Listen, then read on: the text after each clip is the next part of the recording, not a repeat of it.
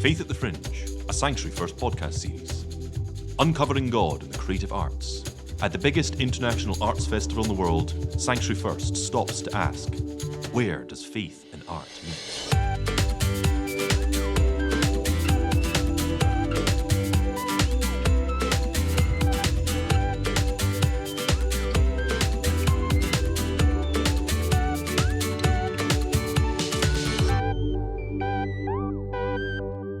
And welcome to Sanctuary First and to this series of podcasts entitled Faith at the Fringe. I'm delighted to have with me my co-host and presenter, Rob Rawson. And Rob is a mission development worker with the Church of Scotland. And today we're going to be looking at the particular theme, the Edinburgh Festival of Sacred Arts in the Fringe. And we're going to be talking to the very Reverend Professor Gordon Graham, who actually, I think, was the founder of this particular festival. And it will be interesting just to have a conversation with you. And I hope we can call you Gordon. Of course. I gave you your Sunday title just so that people will know how impressive our guests are. Yeah. So great to have you with us, Gordon. Delighted to have you as part of our podcast series.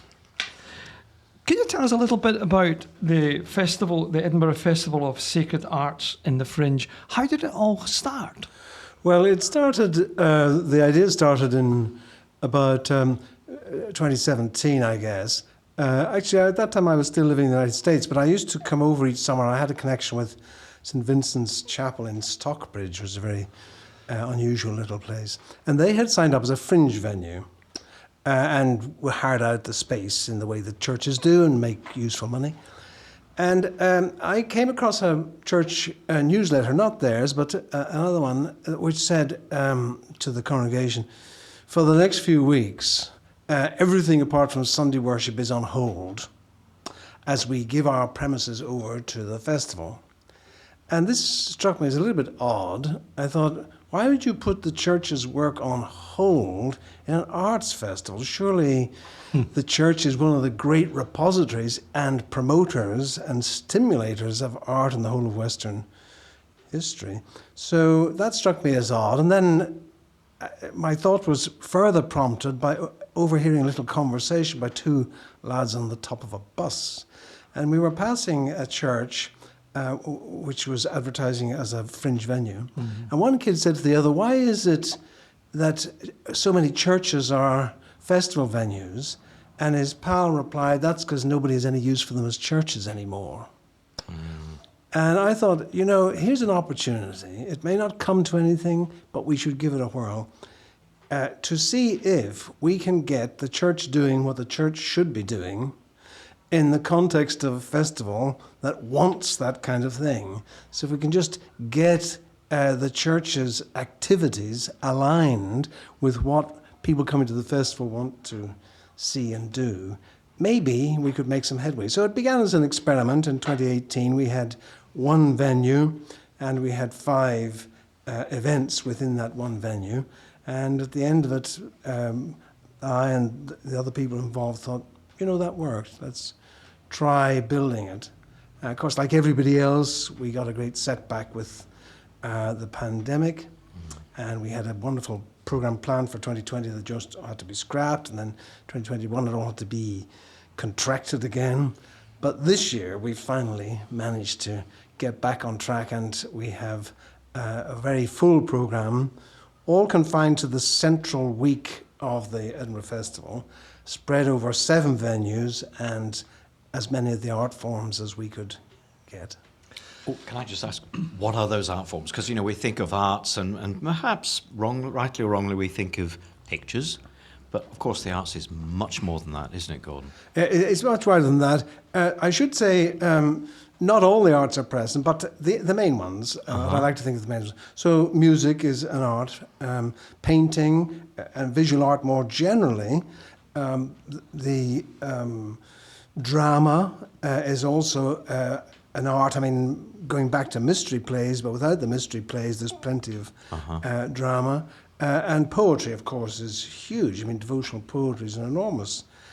There are things that, had our festival in 2020 not been cancelled, we would have had that we haven't got back yet. One of them is film.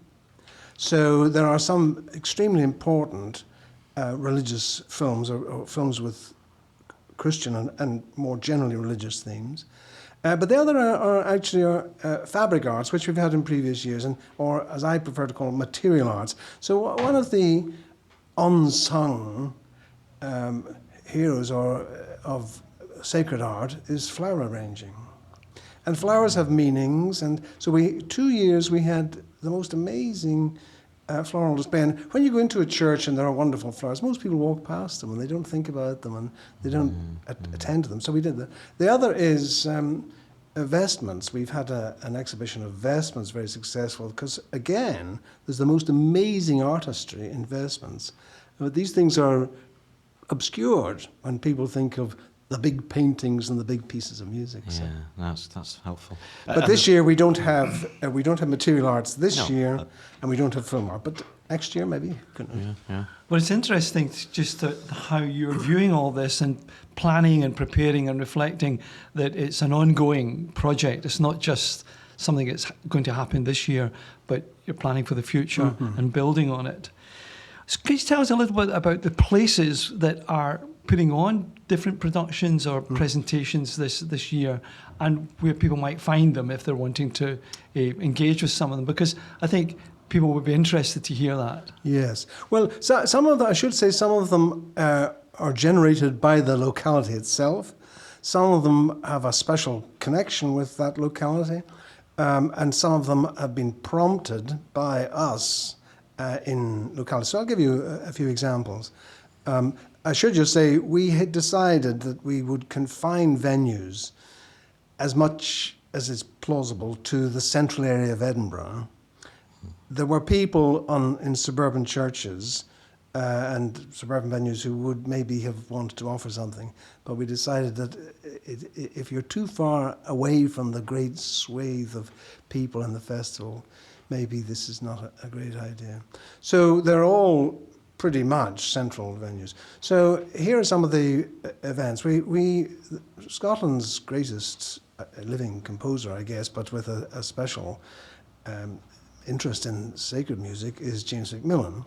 And James Mcmillan, a little while back, became patron of music at the Metropolitan Cathedral, let's say the Catholic Cathedral in York Place.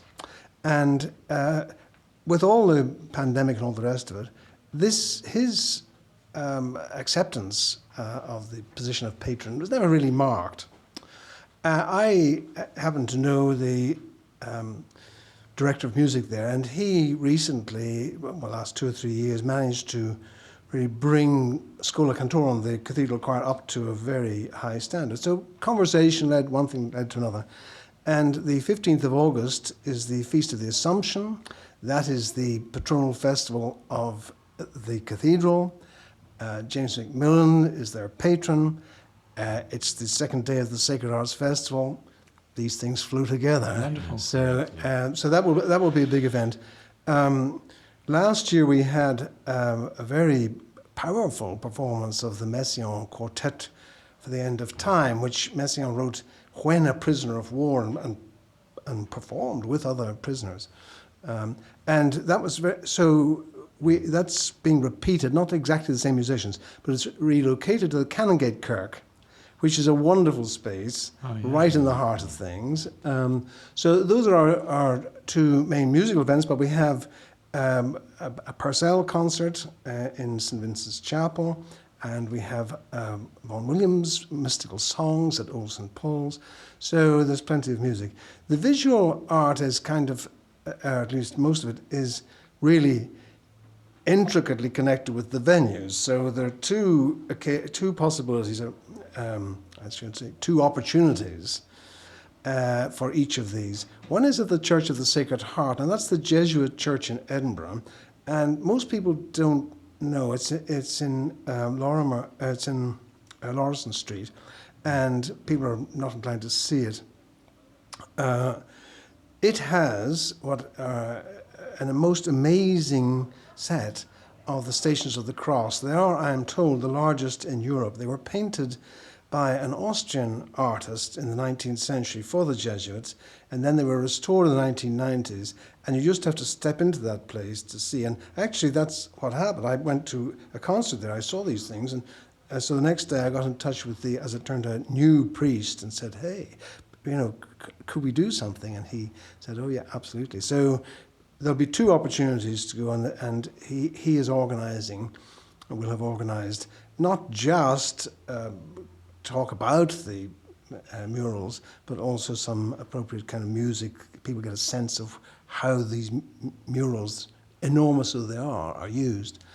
The other one is in Mansfield Traquair, which was the Catholic Apostolic Church, and the Edinburgh-based artist Phoebe Anna Traquair, she painted these astonishing murals that were nearly lost actually when the church fell into serious disrepair. It's not a functioning church anymore, but the Friends of Mansfield Traquair have secured them, and that's so we're going to have a little talk for people, an introductory talk, and then the guides will take them around the murals. The third visual element is a woman who we had to postpone for 2 years, but she is unusual in that she is an illuminator of manuscripts, very much in the medieval tradition, even though she's a 21st century person. So she's based actually in the south of England. So she's coming up, she'll have an exhibition, and she will have a couple of short talks. Then we have a poetry event, which is coordinated by and which will be contributed to by Christine De Luca, who was the Edinburgh Macker from 2014 to 17, and she writes in English and Shetlandic, and she's a very wonderful person, but also beautiful poetry. And that is sort of focused on environmental themes, actually. It's called Love in Creation, and as well as not just her poetry and other poetry, but it'll be sort of woven together with a flute player, flautist. So, and then the other, I suppose, major item is happening in Old St. Paul's Church. This is the drama that has taken place anyway, a couple of years running in Princess Street Gardens in Holy Week by the theatre group called Cutting Edge, and it's the same play as they have done in the gardens, adapted slightly for the interior of Old St. Paul's, which is a wonderful space, and they've given it the title Hope Rises, and it has a little emphasis on the whole refugee problem with an eye to Ukraine and that sort of thing.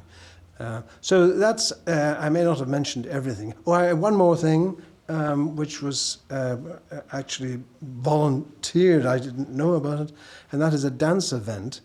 And there is a local poet called Lizzie Smith, and a local dancer who goes by the name of Tamar, and a local harpist. And they put together something called, I don't know how it flows, but anyway, John Baptist and the Bees. John the Baptist and the Bees. Sounds a great name for a rock band, doesn't it? Anyway, so there's poetry, dance, and harp. I haven't seen it. I will see it, of course. Yeah. And that's taking place in St. Michael's and All Saints, which is an Episcopal church at Tollcross, and is in and of itself a most amazing building from 19th century Anglo-Catholic. It's a lovely mixture of the arts coming together, isn't Absolutely. it? You know, with music. I mean, as you're saying, when people are looking at paintings, there's music going to be played and dances to the music. You know, what I'd like to ask is a very practical question. This is there some committee each year that says we will have these? You know, how would you choose what to run, what to organise? Well, it's been kind of unfolding. So the background organisation is the Edinburgh Sacred Arts Foundation, and that is a registered charity in Scotland, and I am the chair of that and also director of the festival as it happens, but it could be somebody else. So that is the body that applies for grants and is the legal entity behind all this. Then that body appoints an organising committee, which is mostly represented as it's a fluid thing, but mostly representatives of the various venues. And I try to make sure there's a mix of people with interest in the arts. We have a drama teacher actually as one of our members this year. And so it's a matter of suggestions, and when the word begins to spread a little bit, you do get offers. I mean, people say, could we do something in this? And so it's a matter of a combination of suggesting and listening and keeping your ear out for what's going on. And then the committee deliberates about these things, says that will make it good. Yeah. And of course, we've only 1 week. We've decided so we've got to get the times right. We don't want to be competing with our own events. No. So we don't duplicate events at the same time. So that means there's a limit to what we can put on. But thank you. It's worked. We had a wonderful podcast just recently with I Am Mark, where we were talking about at the Fringe, the faith at the Fringe, and we talked about that passage in Mark's Gospel where the woman with the issue of blood connects with Jesus and she touches the hem of his garment and the presence, something happens. And it was beautifully presented the way Stephen Smart performed that particular part of Scripture. I mean, it brought us right into, we were almost in the presence of it all happening. Mm-hmm. Mm-hmm. And I was thinking, how are you, when you're selecting things, and how are you encouraging people to engage with the sacred arts that they might engage with the presence of God? Well, the first thing I'd say is placing them in context. So if I may just take the example of the Church of the Sacred Heart. So there's a very clear, people are not going to be attending Stations of the Cross, but you'd have to be blind not to see that these are built into a church and that this is a special presence. Now, I should say we live in a tremendously secularized society, as you know, and so Father Porter, who's the priest there, remarked to me that when he was showing students around as possible users of it as a fringe venue, one of them said to him, "You have a lovely hall here." And it came to Father Porter, that this guy has no idea what a church is. Mm-hmm. So we have to accept that we're doing our best to present the treasures of Christian art in all its forms, doing it in a way that will connect with audiences, some of whom will have, but probably a minority, I don't know about that, some of whom will be, I should put it this way, alive to the religious resonance, and other people who will not. And that's just how it is. Now, we're connected, as a matter of fact, with a research project, and the research project is run by New College here, and it's focused on these performances. And their student researchers and so on will be trying to find out, does it make a difference?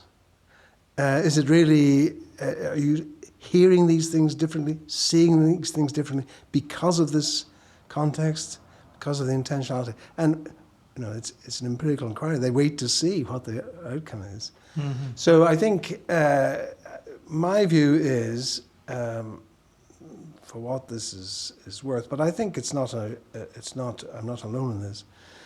The enormously rich inheritance of the Christian Church in all the arts simply has to be something that has a place in one of the most prominent, largest arts festivals in the world. It simply must be the case. I'm going to put my missional hat on here. I'm just saying that over the years, and I appreciate obviously a couple of them were kind of lost a little bit through COVID, but do you have a story, or you must have, or some stories of people having been moved closer to God as a result of what they have heard or seen or experienced? Well, let me just say a couple of things. I'm not trying to fudge the issue.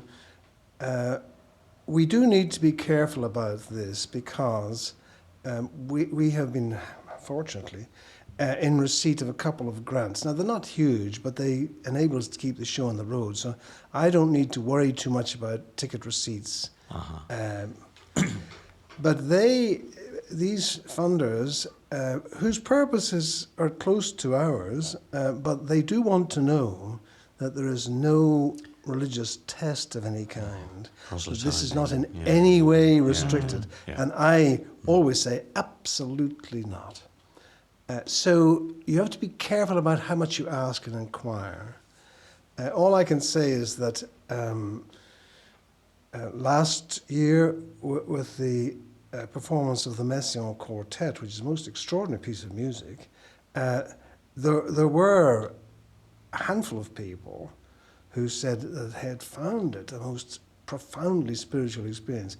Now, I didn't say and couldn't say and wouldn't say, is this something new to you, or are you a regular devout churchgoer? Yeah, that's right. That's right. Yeah. So you understand.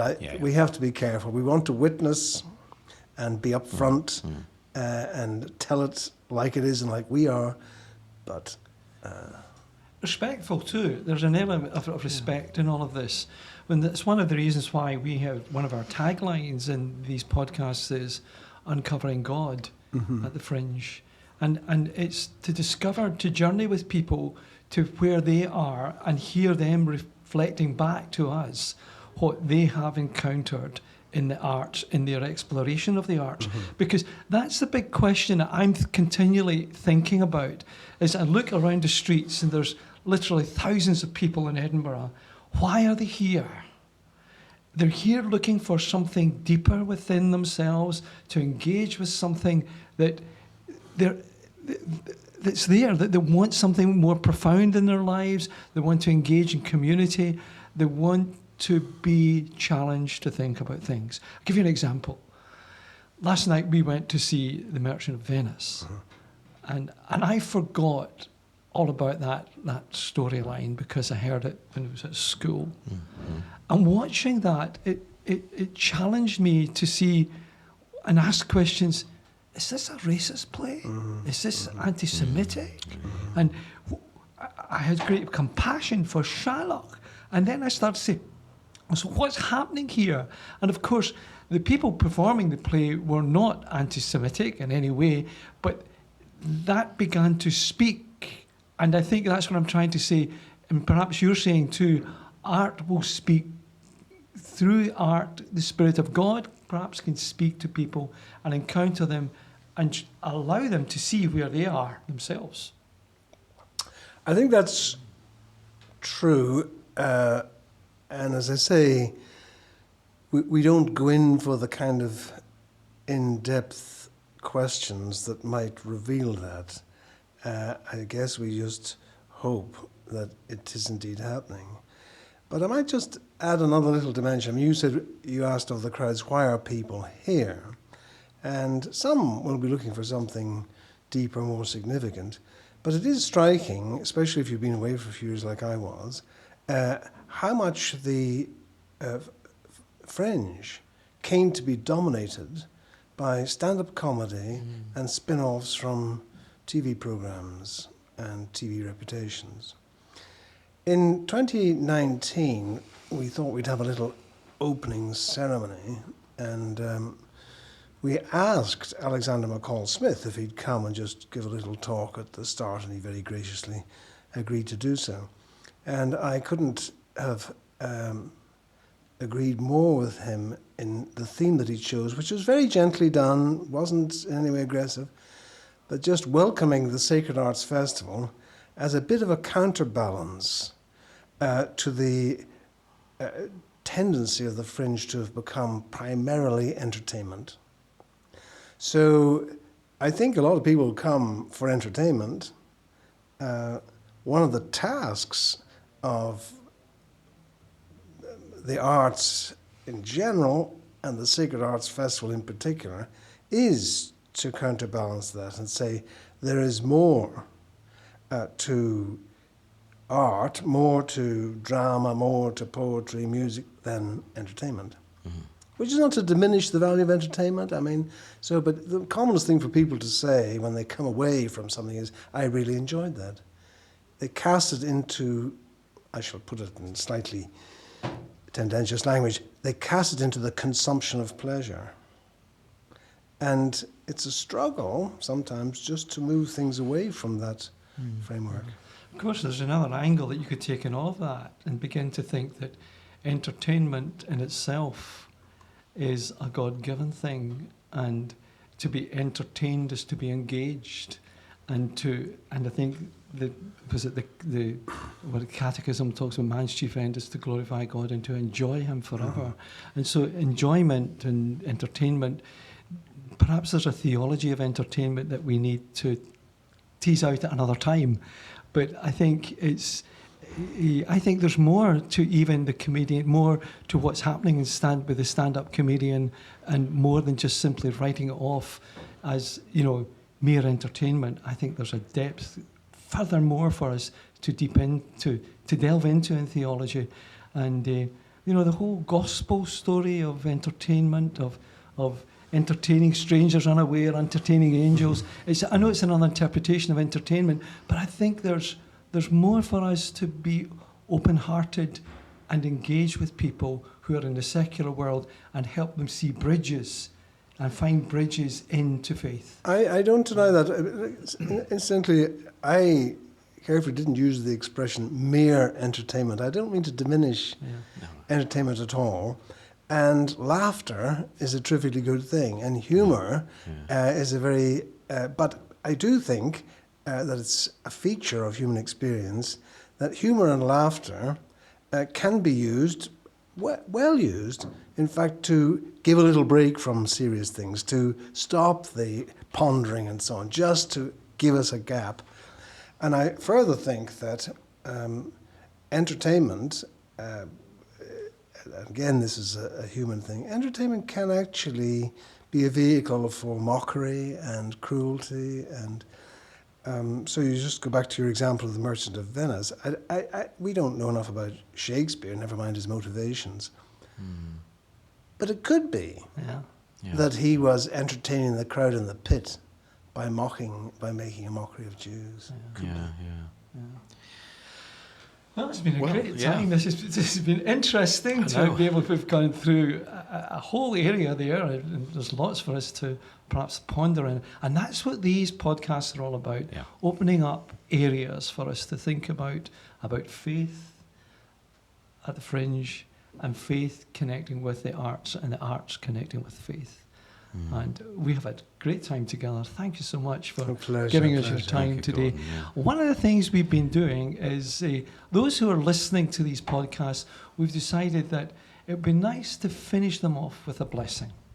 And to bless those who are listening, and even if you're not a person of faith, that you've listened to this and hopefully in some way you've been encouraged or maybe even entertained, but more than that, perhaps discovered something that might draw you to seek more into the presence of God in the midst of art. So we're going to say, may the Lord bless you wherever you are and keep you. May the Lord make His face to shine upon you and be gracious unto you. And may the Lord lift up the light of His countenance upon you and grant you His peace. Until next time, thank you for joining us at Faith at the Fringe, and we look forward to being with you in our next podcast. But a huge thank you to you, Gordon, for being with us and for illuminating all the places and illustrating all the places where people can connect with the sacred in the Arts Festival here in Edinburgh. Thank you. Thank you, Gordon. Pleasure. Thank you.